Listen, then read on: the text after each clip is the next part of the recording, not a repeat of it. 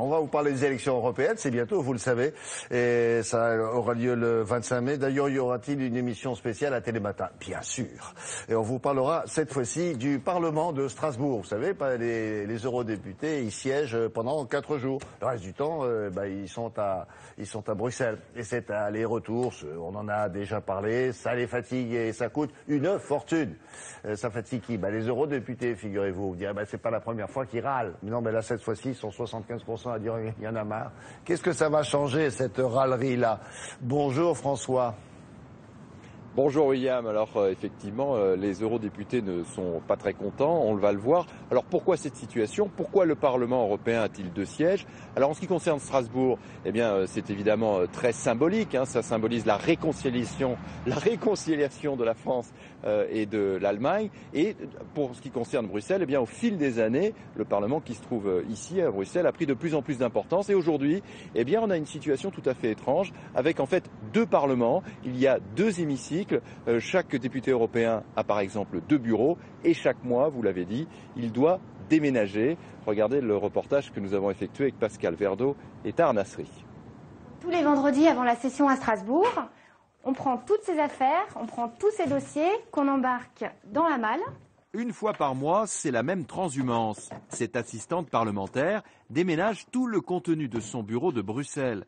Ses affaires et celles de tous les autres députés européens partent pour Strasbourg. Des centaines de tonnes de matériel chargés à bord de semi-remorques. Coût de ces déménagements à répétition, plus de 180 millions d'euros par an. Pendant ce temps, le personnel du Parlement prend le train Bruxelles-Strasbourg, durée du périple, 5h30. Je travaille à Bruxelles au jour le jour et donc c'est plus pratique effectivement de tout mettre à Bruxelles. À Strasbourg, le bâtiment du Parlement européen n'est occupé que 4 jours par mois. Et un hémicycle plein signifie une forte activité commerciale pour les hôtels de la ville. 3000 personnes qui se déplacent par mois, une fois par mois, c'est de la restauration, c'est de l'hôtellerie certes, mais c'est de l'investissement, c'est de la transformation, c'est le bâtiment qui travaille. Mais les eurodéputés, eux, en ont assez. Les 3/4 d'entre eux se sont prononcés pour ne plus venir à Strasbourg. Les hôtels doublent les prix pendant les sessions parlementaires. C'est très difficile à arriver ici parce que les liaisons aériennes n'existent plus. Le train, c'est pas tellement efficace. Donc, pour plusieurs députés, c'est un jour pour arriver, un jour pour partir, 2 jours par mois perdus.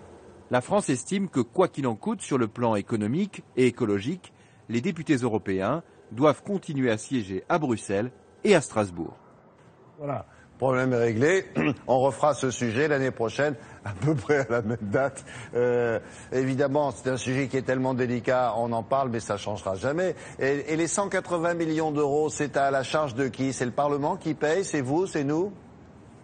Absolument, c'est le Parlement européen qui prend en charge cette transhumance et c'est donc le contribuable européen qui paye. Alors ce qu'il faut savoir, William, c'est qu'on le disait, la France ne veut pas que ça change. La France dit le siège du Parlement à Strasbourg, c'est dans les traités, et donc on ne change pas les traités et on garde le siège du Parlement à Strasbourg. Il existerait pourtant des solutions alternatives. Certains proposent par exemple de créer une grande université à Strasbourg qui utiliserait toute l'année le siège du Parlement. Encore une fois, la France n'en veut pas. D'ailleurs, gouvernement de droite comme de gauche, la position est toujours inchangée. Mais effectivement, on peut imaginer, William, qu'après les élections européennes, eh bien, ce sujet reviendra encore une fois à la une de l'actualité européenne. Ah bon, on va se revoir alors.